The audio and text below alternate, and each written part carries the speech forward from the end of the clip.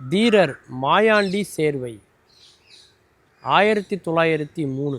அதில் மிக முக்கியமான ஒரு காலகட்டம் அப்படின்னு சொல்லலாங்க. சுதந்திர போராட்டம் கொழுந்து விட்டு எரிந்து கொண்டிருந்த ஒரு நேரம்.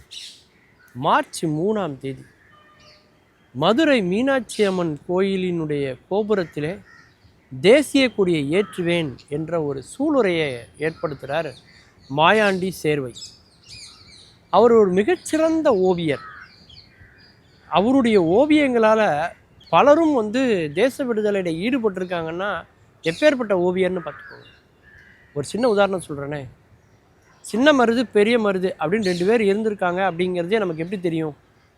அவருடைய படங்கள் மூலமாக நமக்கு தெரியல. ஓவியங்கள், அந்த 2 பேர் ஒரு சிம்மாசனத்தில் அமர்ந்திருக்கிற மாதிரியான அந்த படத்தை வரைஞ்சதே மாயாண்டி சேர்வை தான். அப்படி ஒவ்வொரு சுதந்திர போராட்ட வீரர்களுடைய படங்களையும் வரைந்து தன்னுடைய ஓவியத்தின் மூலமாக தேசத்தினுடைய விடுதலைக்காக பாடுபட்ட ஒரு பெரிய தலைவர் மாயாண்டி சேர்வை.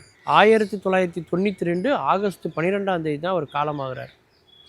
இடைப்பட்ட காலத்தில் அவர் அவருடைய போராட்டமான வரலாறு பெரிய வரலாறுங்க.